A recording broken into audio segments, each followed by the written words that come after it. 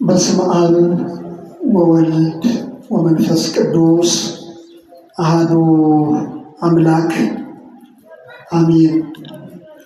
በክርስቶስ ክርስቲያን በወልድ ውሉደ እግዚአብሔር የተሰኛችሁ አባቶች፣ እናቶች፣ ወንድሞች፣ እህቶች እንዲሁም ሕፃናት በልዑል እግዚአብሔር ስም ሰላም እላችኋለሁ። እንደምን ዋላችሁ? እንደምን ሰነበታችሁ? የአባቶቻችን አምላክ የሁላችንም አባትና አምላክ እግዚአብሔር ስለዚች ዕለትና ሰዓት ክብርና ምስጋና ለዛሬው እንድንማማርበት የመረጥኩት የትምህርታችን ርዕስ በመቅረዞቹ መካከል የሰው ልጅ የሚመስለውን አየሁ በሚል ርዕስ ይሆናል። ቃሉን የምናገኘው የሐዋርያት የዮሐንስ ራእይ ምዕራፍ 1 ቁጥር 13 ላይ ነው። የዮሐንስ ራእይ ምዕራፍ 1 ቁጥር 13 ላይ የምናገኘው የእግዚአብሔር ቃል ነው። እስኪ ሁላችሁ በመቅረዞቹ መካከል በሉ። የሰው ልጅ የሚመስለውን አየሁ። ዮሐንስ በራእይ ያየው ምስጢር ነው። ዛሬም አምላካችን እግዚአብሔር ይህንን ምስጢር እንዲገልጥልን እርሱን ማየት የምንችልበትን ጸጋውን እንዲሰጠን ቅዱስ ፈቃዱ ይሁንልን። እንግዲህ የዮሐንስ ራእይ ማለት የዮሐንስ ራእይ መጽሐፍ የመጽሐፍ ቅዱስ መጨረሻው መጽሐፍ ነው። የመጽሐፍ ቅዱስ መጀመሪያው ማን ነው ይነግረኛል? የመጽሐፍ ቅዱስ መጀመሪያ ማን ነው? እግዚአብሔር ይባርክ። ኦሪት ዘፍጥረት ያው ከእህቶችም ኦሪት ዘፍጥረት እግዚአብሔር ይባርካቸው። የመጽሐፍ ቅዱስ መጀመሪያ ኦሪት ዘፍጥረት ነው። የመጽሐፍ ቅዱስ መጨረሻው ደግሞ ምንድን ነው? የዮሐንስ ራእይ ነው። ወንጌላዊ ዮሐንስ በራእይ ያየውን የጻፈው መጽሐፍ ነው።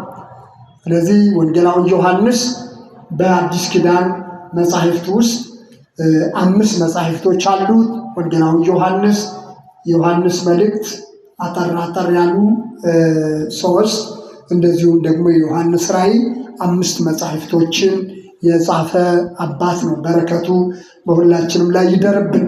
ስለዚህ በሚኖሩን ጥቂት ደቂቃዎች የምናየው እንደ እግዚአብሔር መልካም ፈቃድ እኔንን ርዕስ የመረጥኩበት ዋና ነገር ዮሐንስ ራእይ ምዕራፍ 2 እና ምዕራፍ 3 ላይ የተገለጹ 7 አብያተ ክርስቲያናት አሉ።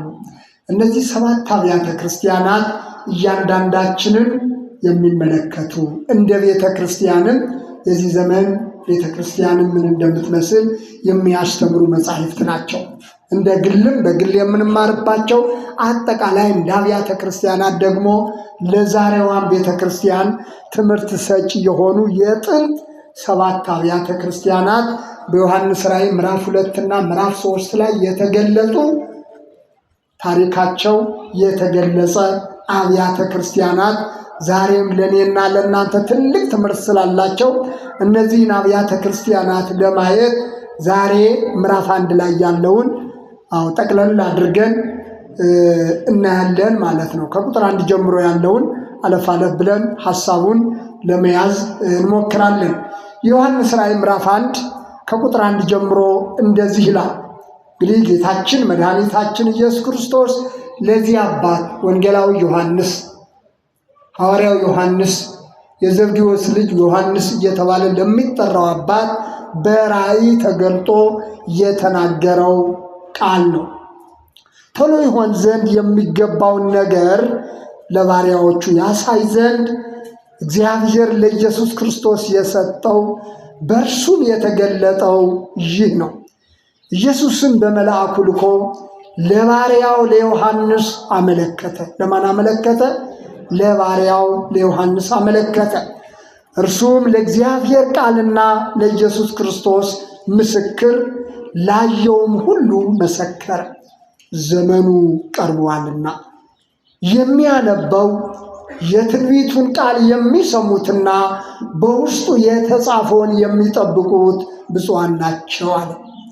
ዘመኑ ቀርቧልና ካለ በኋላ የትንቢቱን ቃል ምን የሚሉት አለ? የሚሰሙት። ምን የሚሉት? የሚሰሙት። እንድንሰማ ይረዳን እግዚአብሔር ስሙ የተመሰገነ ይሁን።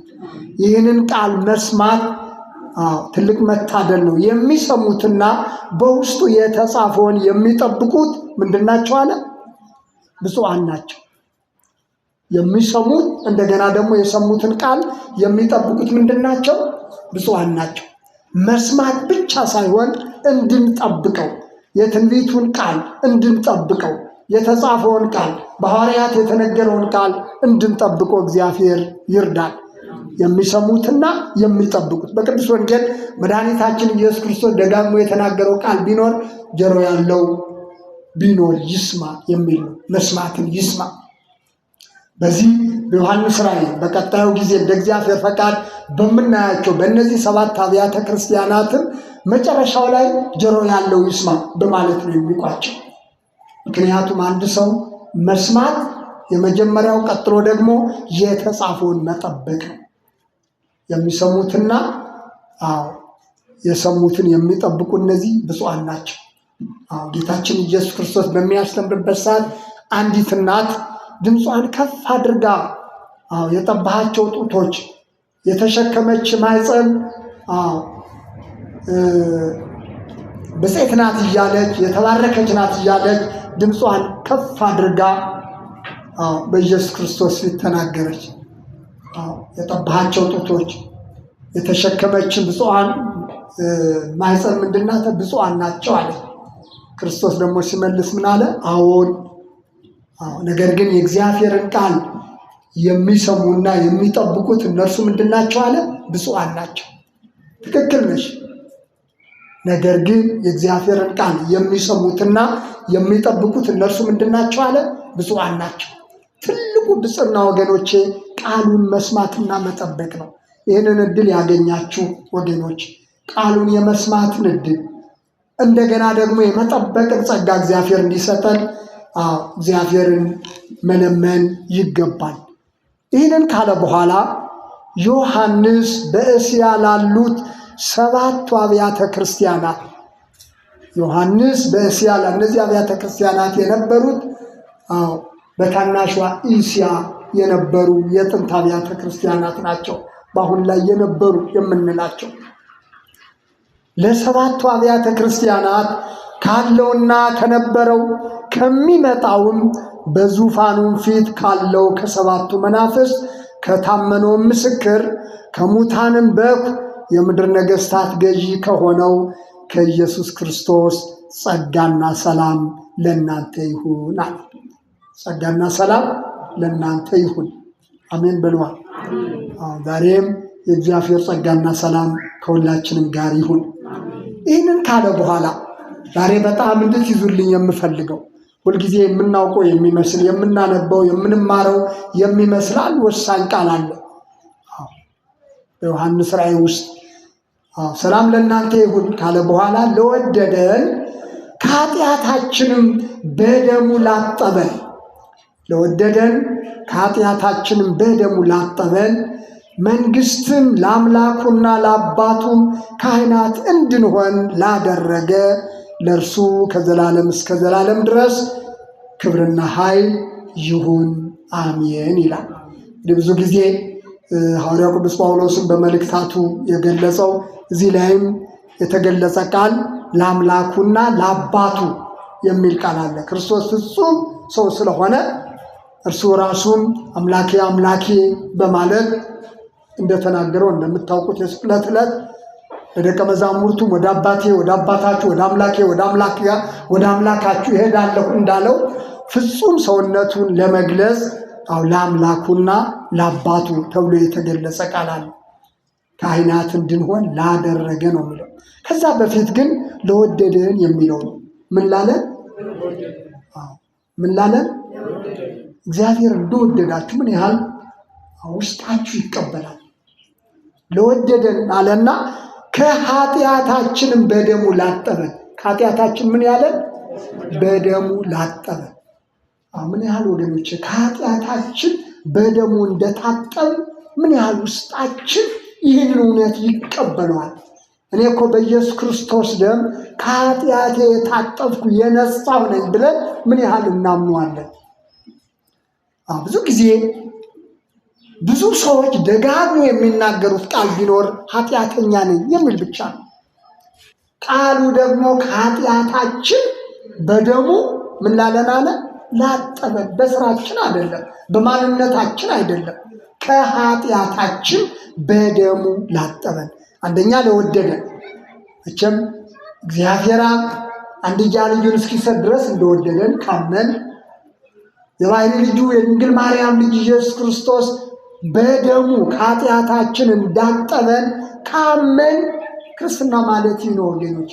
የክርስትና መጀመሪያው ነገር ከኃጢአት መታጠብ ነው፣ ከኃጢአት መንጻት ነው።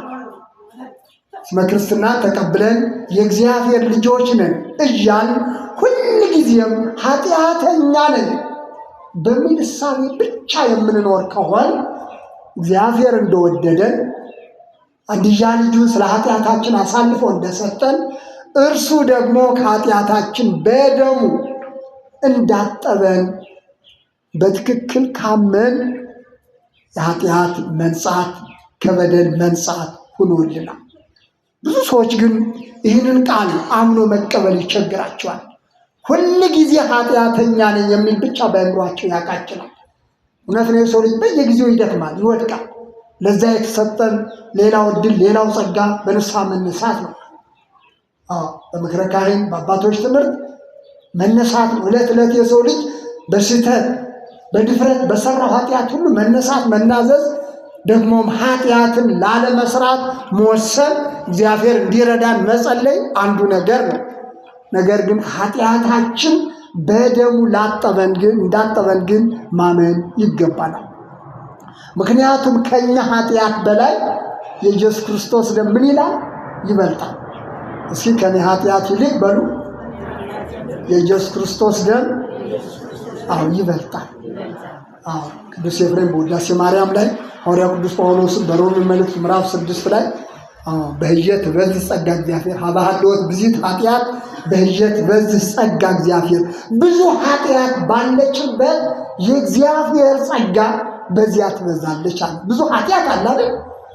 ከዛ ኃጢአት የሚበልጥ ደግሞ የእግዚአብሔር ጸጋ በልጁ በኢየሱስ ክርስቶስ በኩል ለሰው ልጆች ተገለጠ። ክብርና ምስጋና ለእርሱ ይሁን።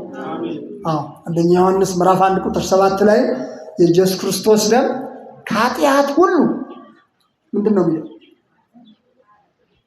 ከኃጢአት ሁሉ ያነጻናል።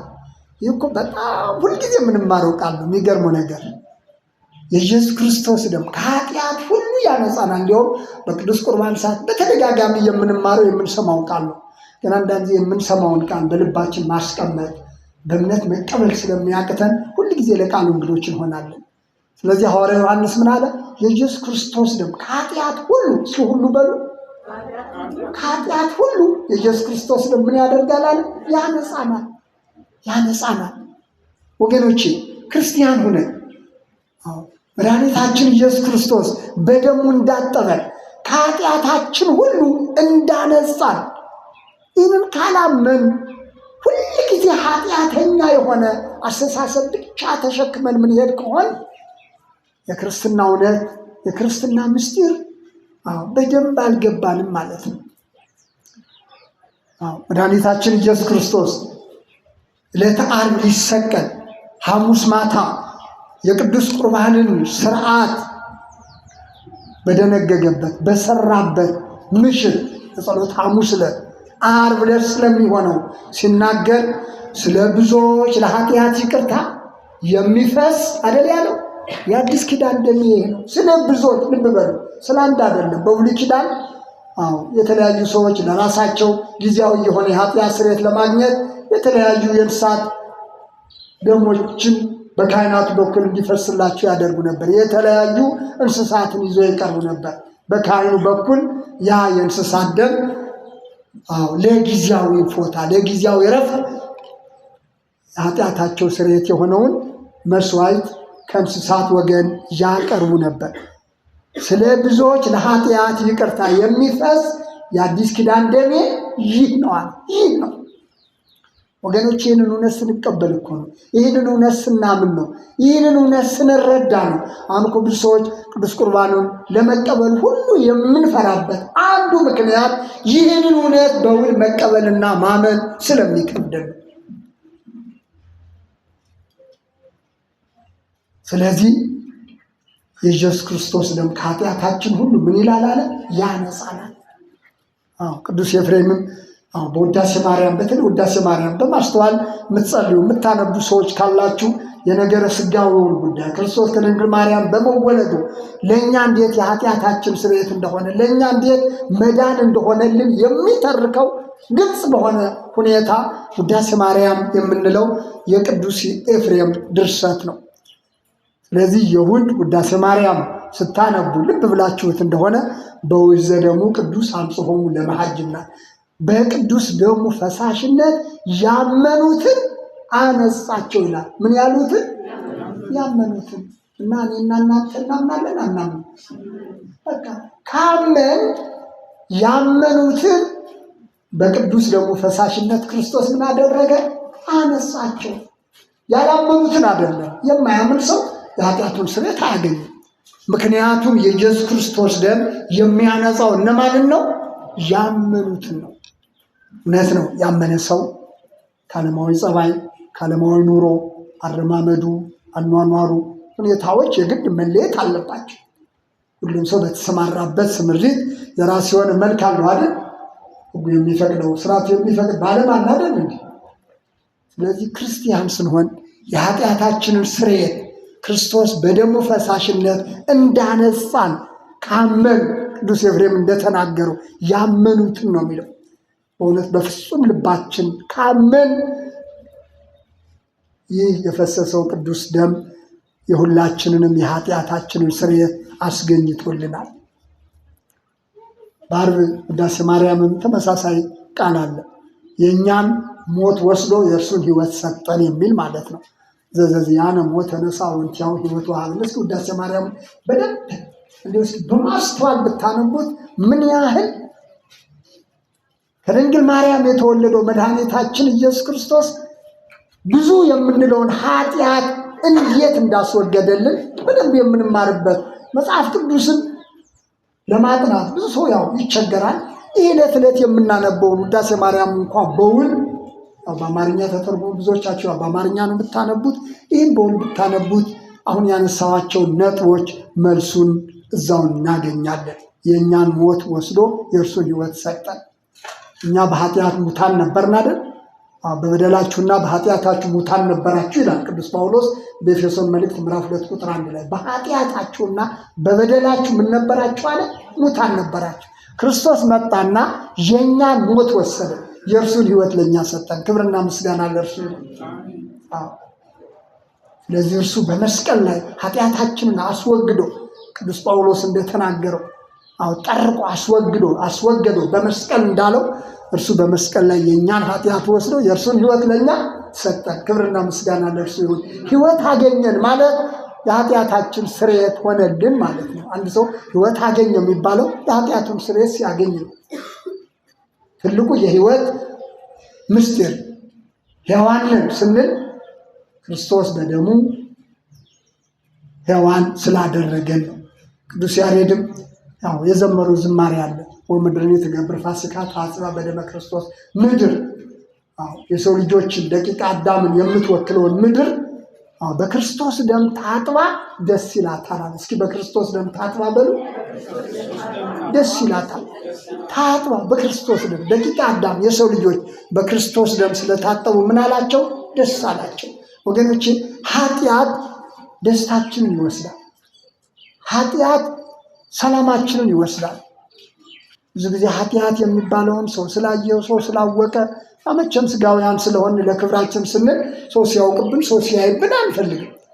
ነገር ግን ኃጢአት የሚባለው ክፋቱ ሰው ስላወቀ ሰው ስለሰማ ሰው ስላየ ሳይሆን ኃጢአት የሚባለው የሰውን ሰላም በራሱ ምን ያደርጋል? ያውቃል። ስለዚህ ቅዱስ ያሬድ ግን ምን አለ? በክርስቶስ ደም ታጥባ ደስ ይላታል። የክርስቶስ ደም መንፈሳዊ ደስታ እንዲሰማን አድርጎልናል። ለምን? የኃጢአታችንን ስርየት ስላገኘን ማለት ነው። ብዙ ጊዜ የምንዘምረው ዝማሬ ያለ አይደል? በንጹህ ደሙ ምንድን ነው የምንለው? ያዳነን። ያድነናል አይደለም እኮ ያዳነን። አንድ ክርስቲያን ክርስትናን ሲቀበል በንጹህ ደሙ ምን የሆነ ነው ማለት ነው? የዳነን። ሁልጊዜ ለሚፈጠሩ ስህተቶች ደግሜ ለማስታወስ ያህል ሰው ይወድቅ ይነሳል። ያንን በንስሐ ማስተካከል ነው። ያ ማለት ግን በየጊዜው ደግሞ ኃጢአት ላይ እየተንቦጫረቁ መኖር ማለት አይደለም። ምክንያቱም ቅዱስ ዮሐንስ በመልእክቱ ላይ 1 ዮሐንስ ምዕራፍ 3 ስናነበው የእግዚአብሔር ልጆች ኃጢአትን አያደርጉም ይላል። የዲያብሎስ ልጆችና የእግዚአብሔር ልጆች በዚህ ይለያሉ ነው የሚለው። ክርስቲያን ሁልጊዜ አስቦ አልሞ ሁልጊዜ በኃጢአት ውስጥ አይኖርም። ስህተት ሲፈጠር ግን በንስሐ በትምህርት በምክር ራሱን ያርማል ማለት ነው። ስለዚህ በንጹህ ደሙ ያዳነን እያልን የምንዘምረው ይህ ዝማሬ የሚያስተምረን ወገኖቼ በንጹህ ደሙ የነጻን የተቀደስ የዳን መሆናችንን ነው። ስለዚህ ሐዋርያው ዛሬ በምናየው በዚህ ምዕራፍ ላይ ለወደደን አለ ከኃጢአታችንም በደሙ ላጠበን። ለወደደን ከኃጢአታችንም በደሙ ላጠበን። እግዚአብሔር ወዶኛል የሚለውን በትክክል ካመንበት ከተቀበል የወደደን ምን አድርጎ ነው? ከኃጢአታችን በደሙ በማጠብ። ይህ በስራ የሚገኝ አይደለም። አንድ ክርስቲያን በክርስቶስ ደም ታጥቦ የእግዚአብሔር ልጅ ሲሆን መልካም ስራ፣ በጎ ስራ፣ መንፈሳዊ ፍሬ ይኖረው ዘንድ የግድ ነው። ስለዚህ ይህንን ካለ በኋላ ለዚህ አምላክ ለእርሱ ከዘላለም እስከ ዘላለም ድረስ ክብርና ኃይል ይሁን አሜን ይልና እነሆ ከደመና ጋር ይመጣል አለ። ለኃጢአታችን ስርየት የሆነው ኃጢአታችንን በደሙ አጥቦ ወደ ሰማይ ያረገው የሐዋርያት ሥራ ምዕራፍ 1 ላይ ደቀ መዛሙርቱ እያዩት ከፍ ከፍ ያለ ደመና ከዓይናቸው ሰውራ ተቀበለችው ይላል አይደል? ክርስቶስ ሲያርግ ደቀ መዛሙርቱ እያዩት ነበር። ዓይናቸው ወደ ሰማይ እየተመለከተ እያለ ደመና ከዓይናቸው ሰውራ ተቀበለችው። እንዲያውም መላእክት ምን አሉ? እናንተ የገሊላ ሰዎች ወይ ምንድነው ወደ ላይ ትኩር ብላችሁ የምታዩት? አሁን እያያችሁ ወደ ሰማይ ያረገው እርሱ ወደ ሰማይ ወደ ምድር ደግሞ ሲመጣ ታዩታላችሁ በማለት መላእክት ነግረዋቸዋል። ስለዚህ እንደገና ከደመና ጋር ይመጣል፣ ዓይንም ሁሉ የወጉትም ሁሉ ያዩታል አለ። ዓይንም ሁሉ የወጉትም ሁሉ ምን ይሉታል? ያዩታል። የሰቀሉት ያዩታል፣ የገፉት ያዩታል፣ የተፉበት ያዩታል፣ ያን ሁሉ መከራ ያደረሱበት ያዩታል። የምድር ወገኖች ሁሉ ስለ እርሱ ዋይ ዋይ ይላሉ። ባለማመን የኖሩ ሰዎች ወገኖች ይህን እንድናምን ይህንን ጸጋ ይህንን እድል የሰጠን አምላካችን ምስጋና ለእርሱ ይሁን።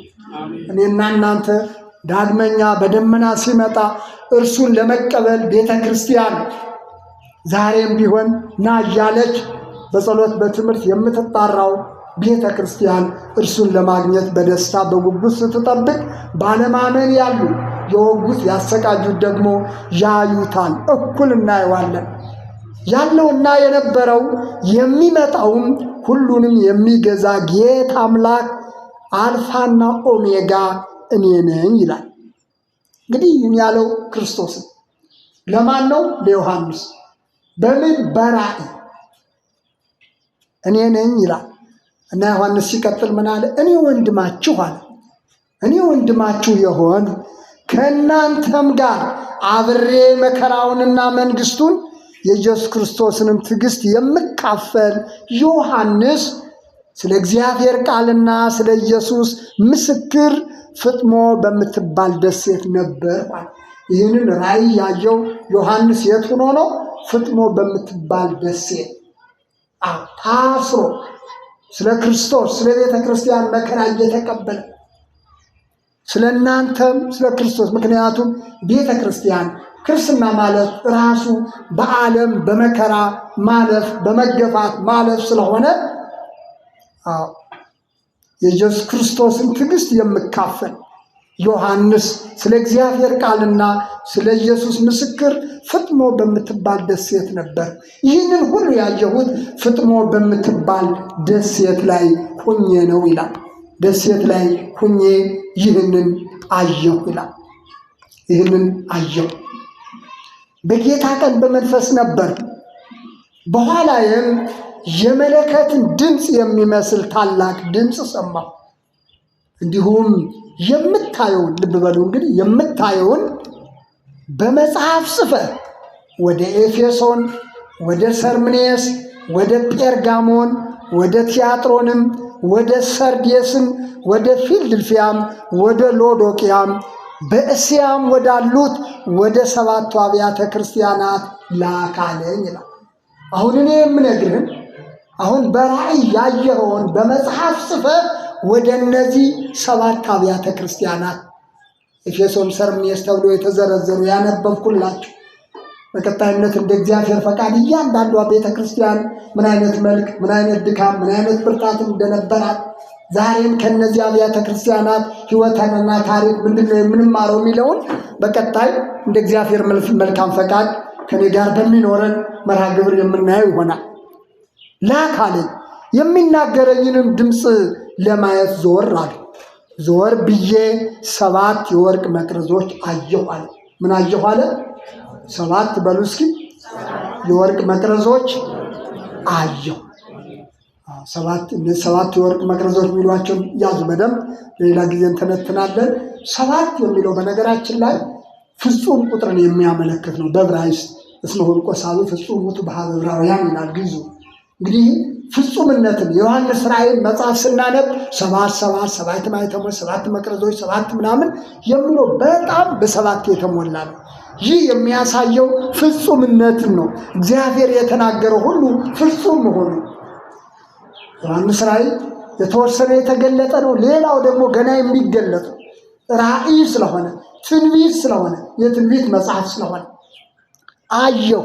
በመቅረዞቹ መካከል የሰው ልጅ የሚመስለውን አየሁ አለ። በምኖቹ መካከል መቅረዞቹን ያዙልኝ። መቅረዞች ምን እንደሆኑ ኋላ እንመጣበታለን። በመቅረዞቹ መካከል የሚመላለሰውን የሰው ልጅ የሚመስለውን አየሁ። በምኖቹ መካከል? በመቅረዞቹ መካከል። እርሱም እስከ እግሩ ድረስ ልብስ የለበሰ ደረቱንም በወርቅ መታጠቂያ የታጠቀ ነበር። ራሱና የራሱ ጠጉርም እንደ ነጭ የበጉር ጠጉር እንደ በረዶም ነጭ ነበሩ።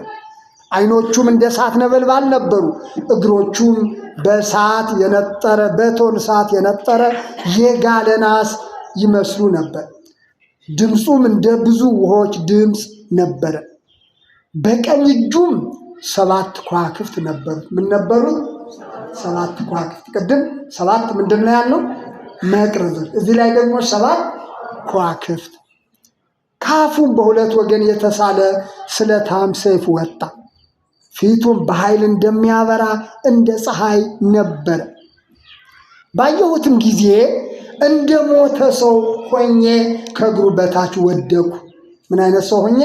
እንደ ሞተ ሰው ሆኜ ከእግሩ በታች ወደኩ። ቀኝ እጁንም ጫነብኝ፣ እንዲህም አለኝ፣ አትፍራ። ምን አለው? አትፍራ። ዮሐንስ ባየው ነገር ተደናግጦ እንደ ሞተ ሰው በወደቀ ጊዜ እርሱ ምን አለ? አትፍራ፣ ፊተኛውና መጨረሻው ሕያውም እኔ ነኝ አለ። ፊተኛውና መጨረሻው ሕያውም እኔ ነኝ። ሞቼ ነበር፣ እነሆም ከዘላለም እስከ ዘላለም ድረስ ሕያው ነኝ አለ። ክብርና ምስጋና ለእርሱ ይሁን። ይህንን ያለው ማን ነው? ማን ነው? ኢየሱስ ክርስቶስ። ስና እየመጣ ነው ማለት ነው። ሞቼ ነበር፣ ሕያውም ሆኛለሁ።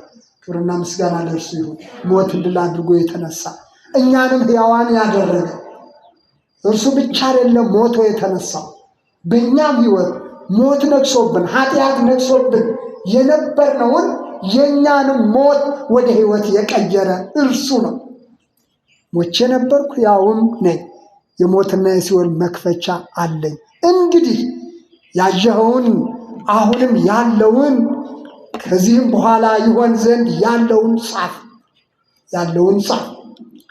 በቀኝ እጄ ያየሃቸው የ7ቱ ከዋክብትና የ7ቱ መቅረዞች ምስጢር ይህ ነው። የሰማችሁ ነው አይደል? በቀኝ እጄ ያየኋቸው። በማን እጅ? በክርስቶስ እጅ ያየሃቸው። አዎ፣ የ7ቱ ከዋክብትና የ7ቱ መቅረዞች ምስጢር ይህ ነው። 7ቱ ከዋክብት የ7ቱ አብያተ ክርስቲያናት መላእክት ናቸው። ምንድን ናቸው አለ? መላእክት ናቸው። ስለዚህ ከዋክብት 7 ከዋክብት የተባሉት የ7ቱ አብያተ ክርስቲያናት መላእክት። እዚህ ላይ መላእክት የተባለው ቅዱሳን መላእክት ሳይሆኑ የሚያገለግሉ መልእክተኞች፣ በእኛ በዘመኑ አጠራር መሪዎች ወይም ደግሞ ቤተ ክርስቲያንን በበላይነት የሚቆጣጠሩ የሚመሩ ማለት ነው ናቸው። ሰባቱ መቅረዞች ሰባቱ አብያተ ክርስቲያናት ናቸው። ሰባቱ መቅረዞች ምንድን ናቸው? የሰባቱ አብያተ ክርስቲያናት ምሳሌ ናቸው። መቅረዞች በብሉይ ኪዳን በቤተ መቅደሱ ሁልጊዜም 24 ሰዓት የሚያበሩ ናቸው። አንዳንድ ጊዜ በአይሁድ አንዳንድ እስራኤል ባንዲራ ላይ ምናምን አይታችሁ ከሆነ ማለት ሰባት መቅረዞች ከመቅደሱ የማይለዩ ሁልጊዜም ዘይት እየተደረገላቸው የሚያበሩ ናቸው። በእነዚህ ተመስለናል። ክብርና ምስጋና ለእርሱ ይሁን። ሰባቱ መቅረዞች የምን ምሳሌ ናቸው? የሰባቱ አብያተ ክርስቲያናት። አብያተ ክርስቲያናት ስንል በግል ደግሞ እያንዳንዳችንን የሚመለከት እንደ ማህበር እንደ ህብረት ሁላችንንም አብያተ ክርስቲያናት ተብለናል። በግልም እንደ ክርስቲያን የኢየሱስ ክርስቶስ አገልጋዮች ቀደም ሲል ካህናት ተብሏል። ክርስቲያኖች በነገራችን ላይ ካህናት ተብሏል። ቅዱስ ጴጥሮስ በአንደኛ ጴጥሮስ መልእክቱ ምዕራፍ 2 ቁጥር 5 ላይ የንጉሥ ካህናት ይላል። የምን ካህናት? ቅዱስ ሕዝብ ለርስቱ የተለየ ወገን። ምክንያቱም ክርስቲያኖች በአዲስ ኪዳን አገልግሎቱ ነው የሚለየው እንጂ ክህነት ማለት አገልግሎት ስለሆነ እያንዳንዱ ክርስቲያን በተሰጠው ጸጋ የሚያገለግል ስለሆነ ካህናት የሚለው አንዳንድ ጊዜ ክርስቲያኖችን ሁሉ የሚወክል ቃል ስለሆነ፣ ስለዚህ ሰባቱ መቅረዞች የሰባቱ አብያተ ክርስቲያናት ምሳሌ ናቸው። የሚያበሩ ዮሐንስ ወንጌል በማቴዎስ ወንጌል ምዕራፍ 5 ቁጥር 16 ላይ መልካም ስራችሁ በሰው ፊት ይብራ እንደተባለው እንደ መቅረዝ የምናበራ የእግዚአብሔር ልጆች እንድንሆን የተጠራን። ይህንን እንዴት አገኘ ነው? በእግዚአብሔር ምሕረት በጸጋው በልጁ በኢየሱስ ክርስቶስ ሞትና ትንሣኤ በደሙ ታጥበን እንዲህ አይነቱን ጸጋ አግኝተናል። ክብርና ምስጋና ለእርሱ ይሁን። እንግዲህ እያንዳንዷ ቤተክርስቲያን ቅድም የተዘረዘሩት እዛ ላይ ደግሞ ዮሐንስ ራእይ ምዕራፍ 2 እና 3 ስናነብ እያንዳንዷ ቤተክርስቲያን በስም የተጠቀሰችውን ደግሞ በሂደት እያንዳንዷን እናያለን። በዛ ውስጥ እኔና እናንተ የቱ ጋ ነው የሚለውን ደግሞ እናያለን። እግዚአብሔር መንፈስ ቅዱስ ስለሚያስተምረን ይህንን ታሪክ ስናነሳ እያንዳንዳችን እንደ ክርስቲያን ቤተ ክርስቲያን ተብሎ ደግሞ በህብረት እንደተጠራ ነው መጠን ክርስትና ምን እንደሚመስል የምንማርባቸው ታሪኮች ናቸው። ጥንት የነበሩ ዛሬ ደግሞ ዮሐንስ በጻፈው በዮሐንስ ራእይ መጽሐፍ ላይ ሰፍረው እኔና እናንተም ክርስትና ምን እንደሆነ በስሙ መጠራት በደሙ መታጠብ መንጻት ማለት ምን ማለት እንደሆነ የምናይባቸው ክፍሎች ናቸው። እግዚአብሔር በእነዚህ አብያተ ክርስቲያናት እንዲያስተምረን